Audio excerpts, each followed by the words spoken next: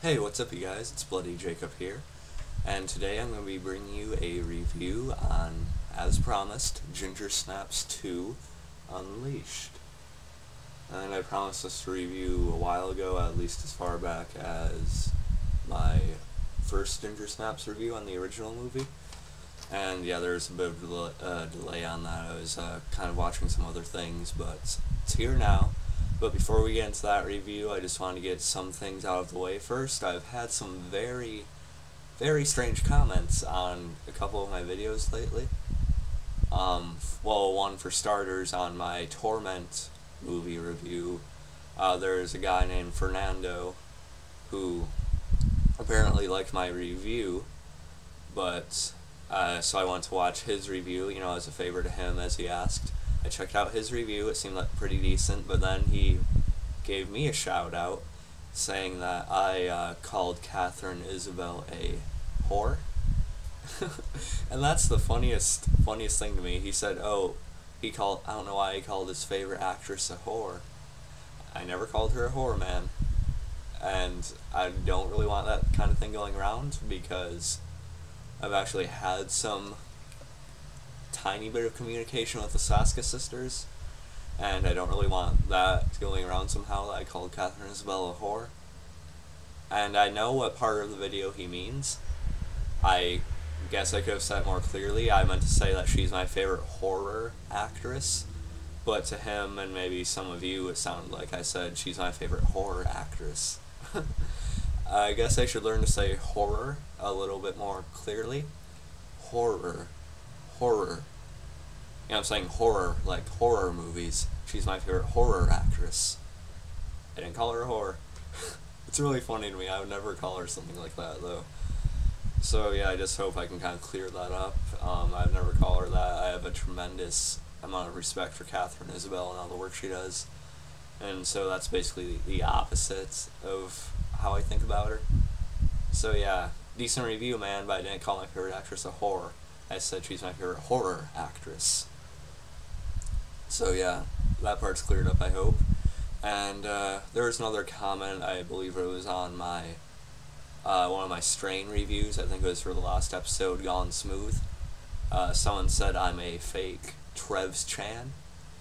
And if you guys don't know, there's a guy named Trevs Chan too. He does great videos on mostly The Walking Dead. He does weekly reviews. He also does like a bunch of discussion videos and predictions and things like that. And he happens to be reviewing The Strain as well. And I have no idea why. This guy called me a fake Trevs Chan. I admit I love Trevs Chan 2's videos. If I didn't mention before, I'll say it right now, that he is a big inspiration to me for really wanting to get into these movie and TV show reviews. And yeah, so if the way I talk, my style of speaking in the videos sort of reminds you of him, that's probably why, because I took a lot of inspiration from him. But I'm definitely not trying to be Trev, okay? I mean, he does a lot more Walking Dead videos than I've ever done. I mean, the most Walking Dead videos I've done is, I think I did one in the season 4 finale, and I did one about Scott Gimple saying it's going to go on for 12 or more years. At most, with The Walking Dead, I'd probably only plan on doing like a review on the season premiere, the mid-season finale, and the season finale. Whereas Trev, you know, he does like weekly episode reviews. He does discussion videos on, you know, points of interest in the show, and, you know, different character spotlights and things like that.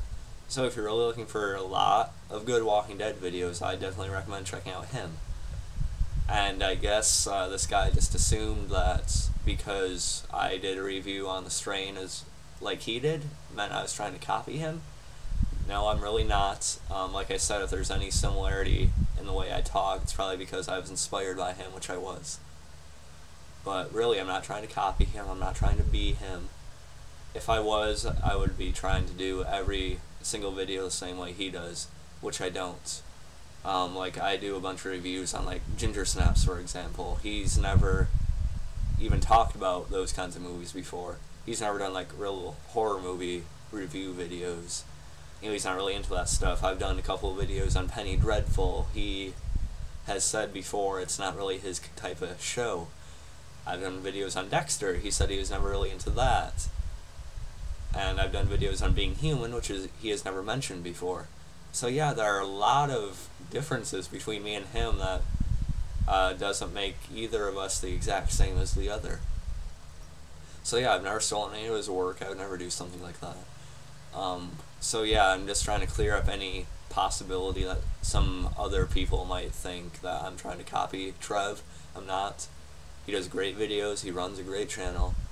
You know, definitely check him out. And yeah, I'm definitely not trying to be him. And I don't think you'll see Trev reviewing this anytime soon. So yeah, I'm definitely not Trev, nor am I trying to be. So yeah, there's my little rant / clearing up different people's comments.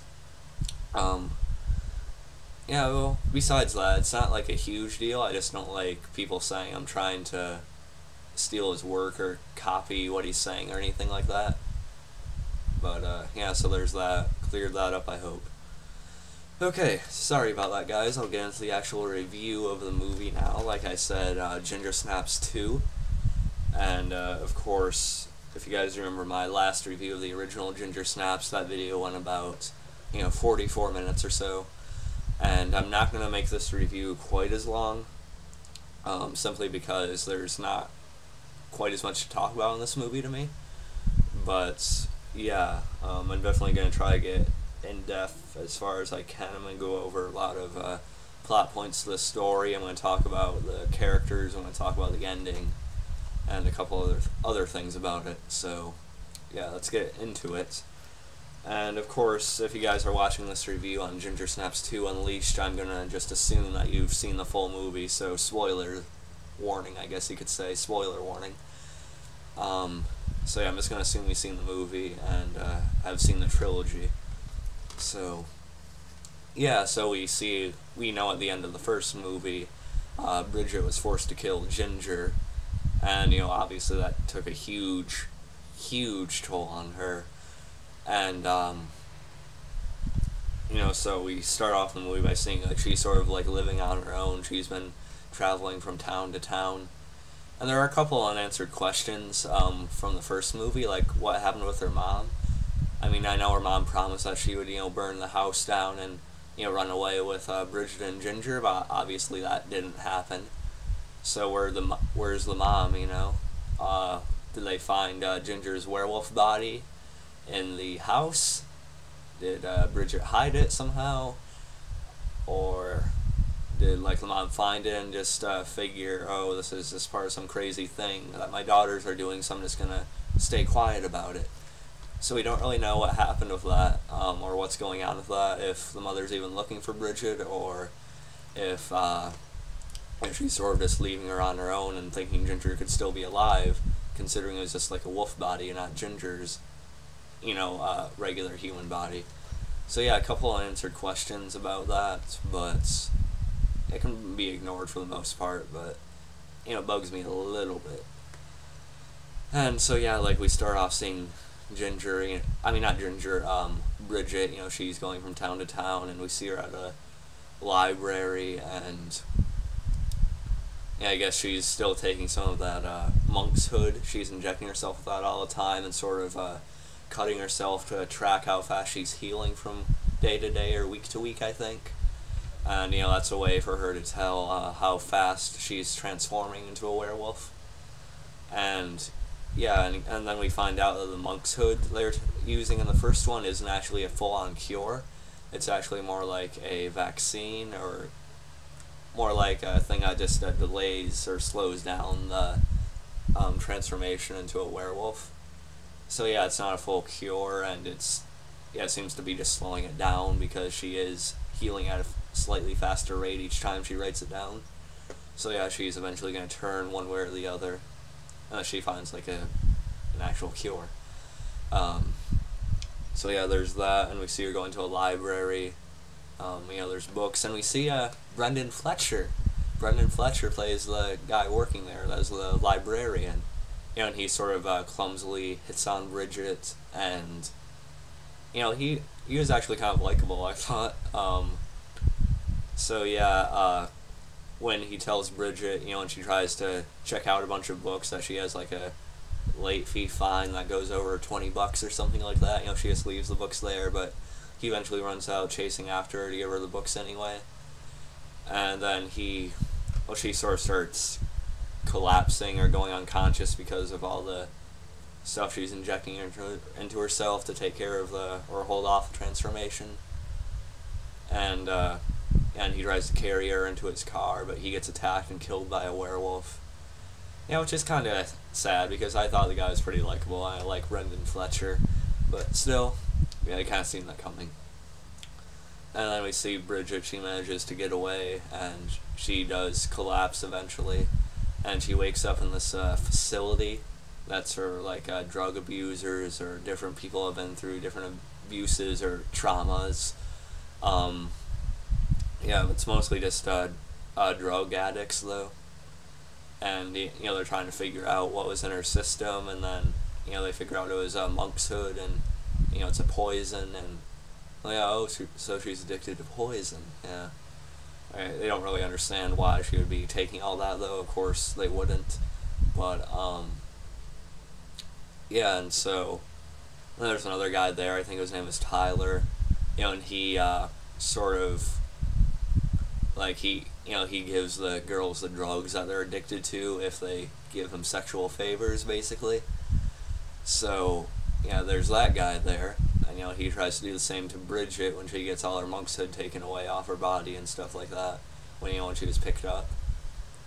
And eventually, you know, she gives in and, you know, pulls her pants down for him so he can inject her with it.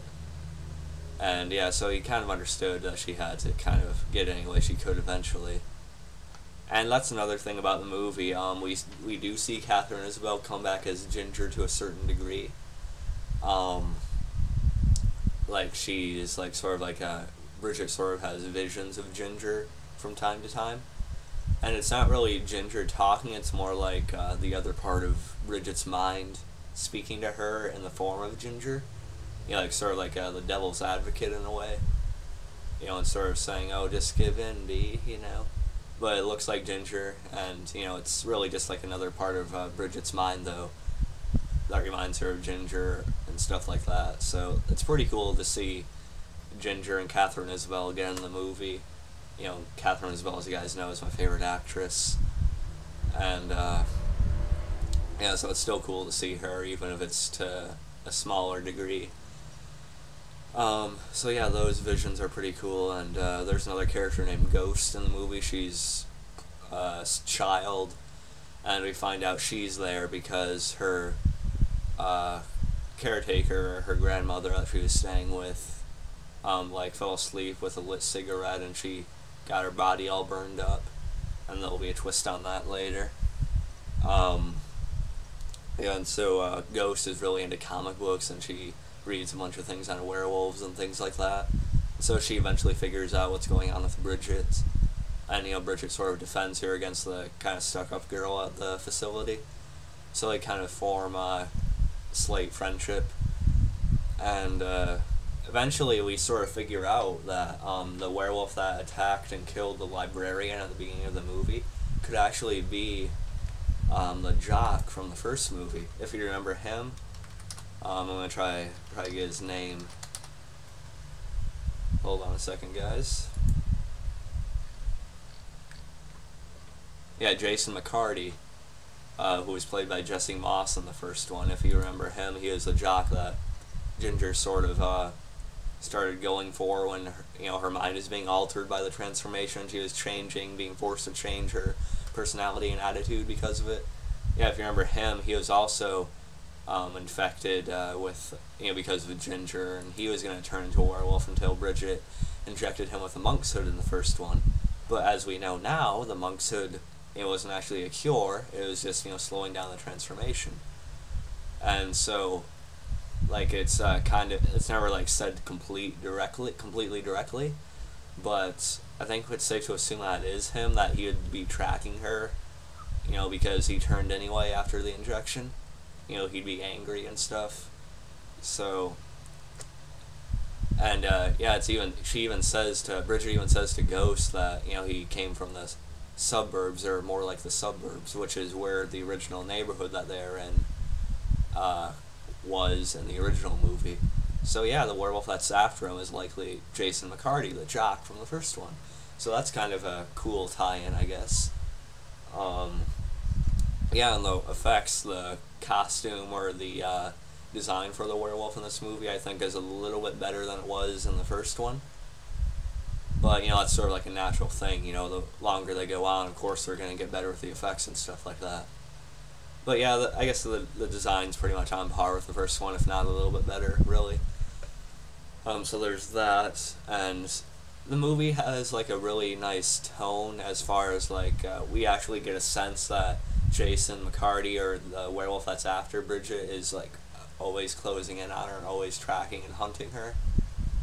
And yeah, it gives like a really good tone of that he's always closing in, you know, he's getting closer, and it gives like a really dreadful like tone of doom, you know what I mean? It does a really good job at like giving off that atmosphere that he could be around at any point, and he will be eventually. So yeah, it does a really good job of that. I like that a lot.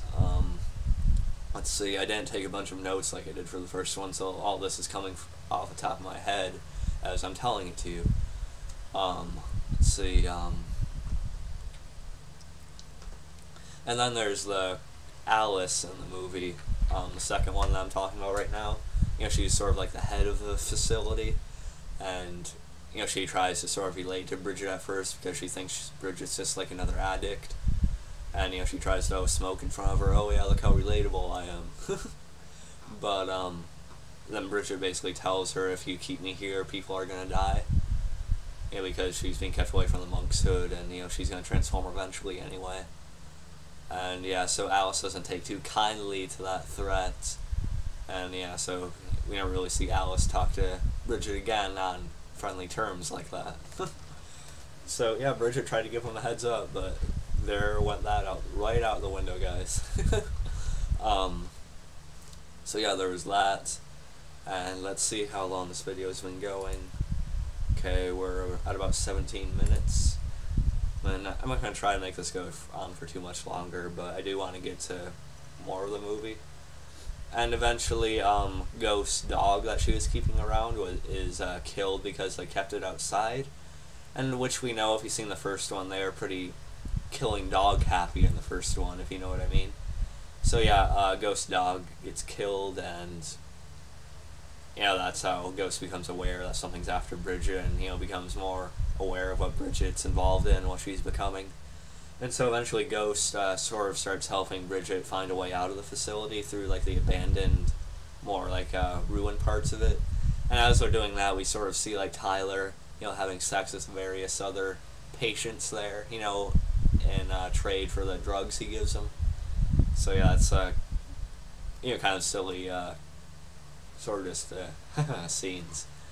But we'll get some more on Tyler a little bit later, though.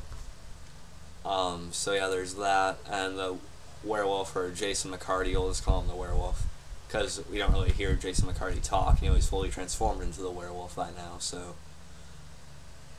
yeah, so the werewolf chases after him through the abandoned part of the facility, which no one else really goes to, minus Tyler and the drug addict girls, you know.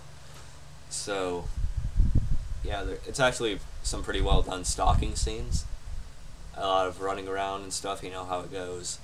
You know, and they finally get to like a room that they can get out through, and they try to crawl through, but, you know, the werewolf you know, bites Bridget on the leg and, you know, tosses her around the room a little bit.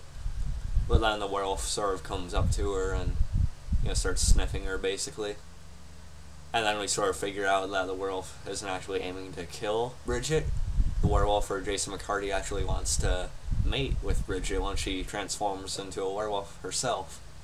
So yeah, that's a little bit different. It's kind of funny because Bridget says, don't try too hard to envision that, or don't try too hard to imagine that. But yeah, so I guess the werewolf wants to mate with her, unless of course Bridget resists, which she does, and, you know, the werewolf gets violent and, you know, hurts her anyway. You know how those kinds of things would be. So yeah, there's that. They eventually do get out when they light a fire, and it sort of like gets the werewolf away from them a little bit. And so they get out and they go to a gas station and stuff, and the guy running the gas station gets killed eventually, and they call Tyler because they still need to get a hold of all the monk's hood and stuff like that were left there. And so Bridget, Ghost, and Tyler go back to Bridget's grandma's house, or aunt's house, whatever you want to call her. And so Tyler has really no idea what's going on with Bridget either, as really none of them do besides Ghost.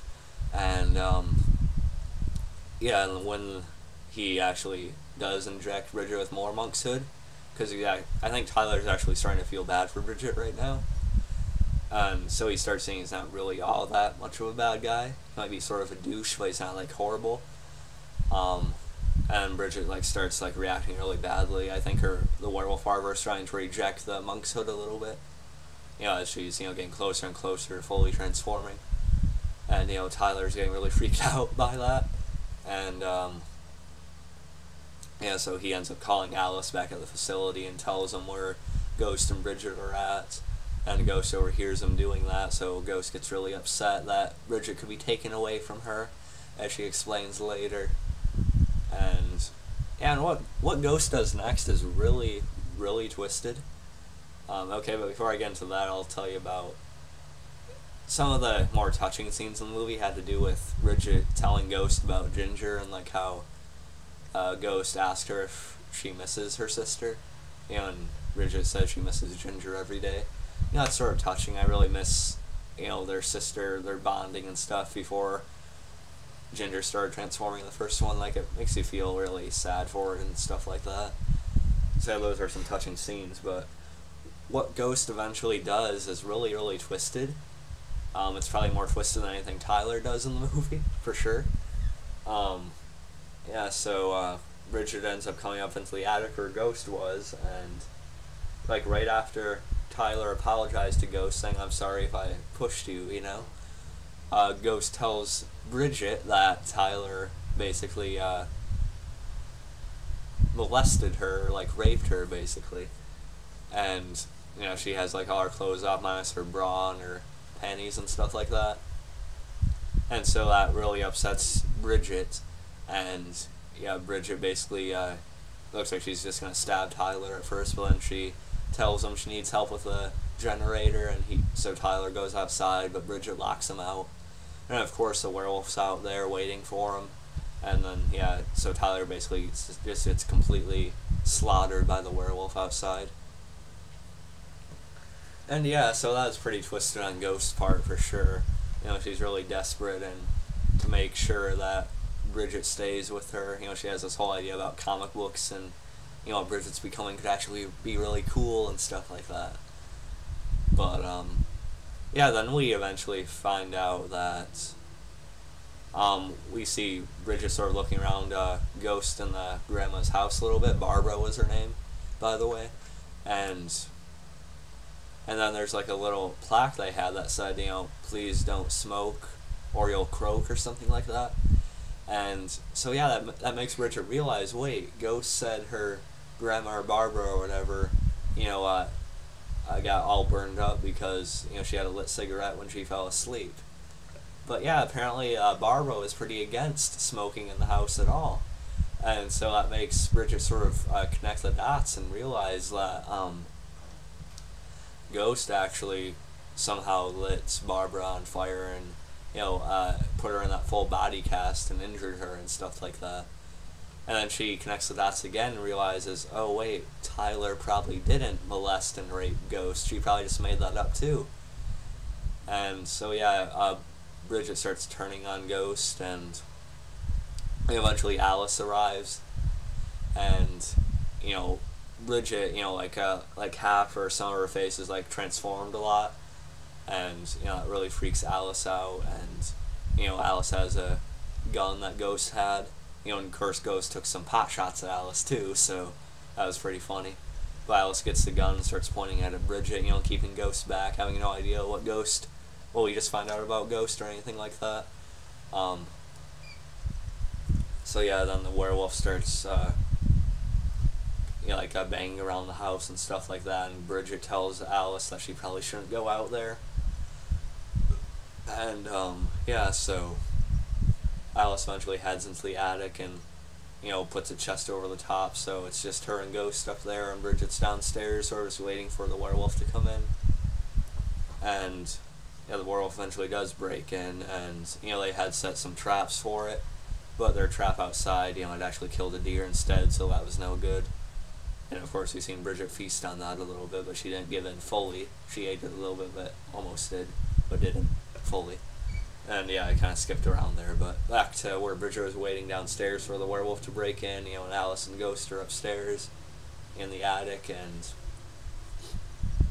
yeah, we see, you know, yeah, it looks like the werewolf is rubbing up against Bridget, you know, and like sniffing her and stuff like that.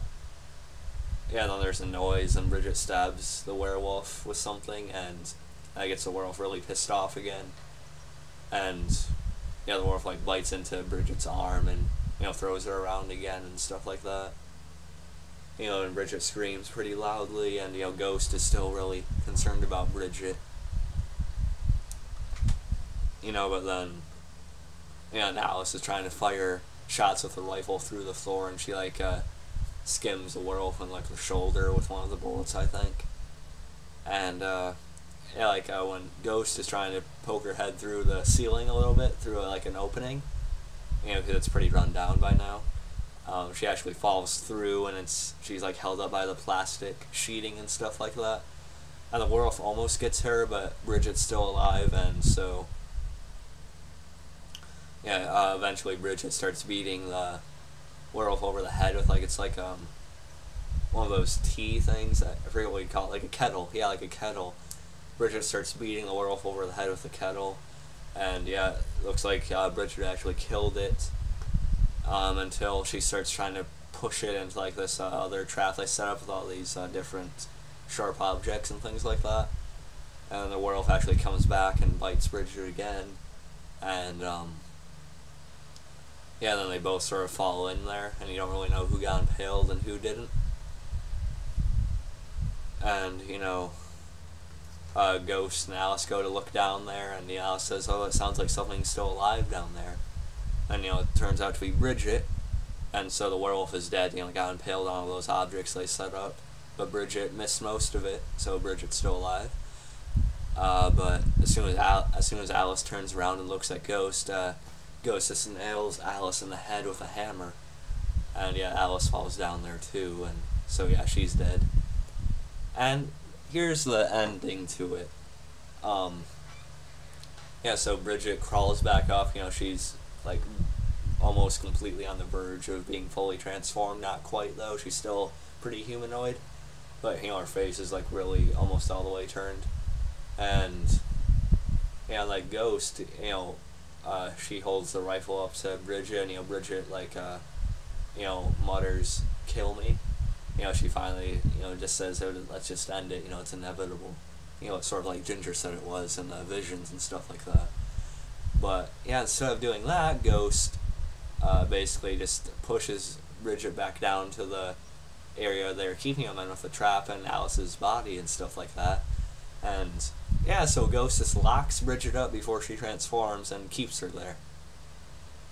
And then we see, like, sometime later, we hear Bridget like rumbling around in the area like that Ghost locked her in, and, you know, Bridget's likely fully transformed by then.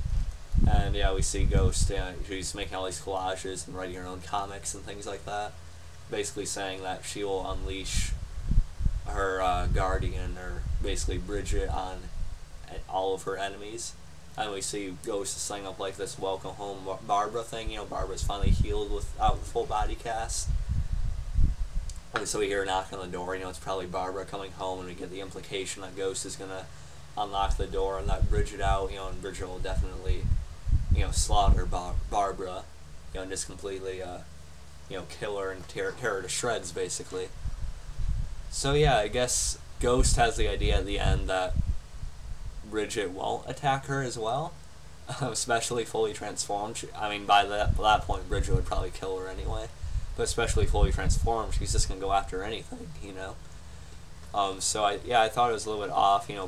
Ghost is kind of crazy. She sort of reminds me of like Lindsay and Mika on The Walking Dead. Those two little kids are pretty insane too. At least Lizzie was. I mean, but of course this was made well before that was. So yeah, maybe they took a cue from this, huh? Anyway, so yeah, that's the ending. And I sort of have mixed feelings about this ending because, of course, we got another movie after this one. Ginger Snaps Back at the beginning. But that wasn't a sequel, that was a prequel. And so that took place before both this one and the first one. So we never really got a sequel to this one in reality. We just got that prequel, which was great, but, we didn't see any more of what would happen after this.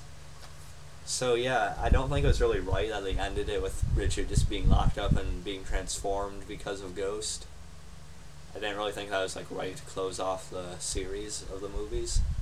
But yeah, so I thought they could have closed it off a lot better, gave us a better ending if they weren't going to show anything else about what happened after that. So yeah, I thought that was a pretty sorry, unsatisfying ending for the story and Bridget especially. Yeah, just for the story in general, I think it was a pretty lackluster ending. And it really frustrates me, actually. I just think they should have closed it off a lot better if they weren't planning on making another sequel, like a direct sequel to it, not a prequel. I just think they should have closed it off a lot better, gave Bridget a better ending, or at least a more conclusive ending that didn't come from a random source that just happened to be in the new movie. So yeah, I didn't hate Ghost, and I sort of like the relationship that she formed with Bridget, but of course she basically backstabbed Bridget in the end, and was going to use Bridget for her own personal twisted goals. Bridget wouldn't go for that. So yeah, I just feel like it's, like I said, a sorry, unsatisfying ending for Bridget in the story. And yeah, it's a different ending. It's a unique ending, but I just think they should have given us something else for the fans instead of just doing this. So yeah, overall, not nearly as good as the first movie, the original Ginger Snaps, but I wouldn't say it's bad either. I'd still say it's a pretty solid horror werewolf movie for sure. I like the tone. Emily Perkins acting as Bridget in this just gets better and better. I of course miss Katharine Isabelle as Ginger. That's why I really love these movies in the first place, is because of Katharine Isabelle and Ginger. But the visions were still pretty cool. So I like the tone. The actress that played Ghost did all right for the most part. Yeah, it was a lot more simple as far as the plot went in this one as opposed to the first one. And the ending, like I said, was unsatisfying. I think it was kind of a sorry end for the characters and the story in general. But so overall, not nearly as good as the first one. It's not a classic, but I'd still say it's a fairly worthy sequel to accompany the first one. I do like the first one a hell of a lot more than this one, though, and I actually like the prequel a lot more than this as well. But still, not a bad horror movie, not a bad werewolf movie, just not a good ending for the series. So yeah, that's it for my review. I know this one went a little long, about 33 or 34 minutes by now. Still, that's about 10 minutes less than my first Ginger Snaps review, so give me some credit on that, cut me some slack. So yeah, overall good, not as good as the first one or the prequel, but still a worthy sequel, which is kind of hard to come by. A lot of horror classics have a lot of unworthy sequels, a lot of ones that just ruin the series. This doesn't ruin the series, it's worthy of being in the series. Just a lackluster ending for the story. So yeah, I'll catch you guys next time, and next video you'll probably see from me is Monday morning. I'm doing my weekly Strain review for the episode that's airing tonight. So yeah, I'll catch you guys then, and of course you'll be seeing a review on the Ginger Snaps Back at the Beginning prequel within the next week or so, I'd say. So yeah, I'll catch you guys for the Strain tomorrow morning, and yeah, and peace.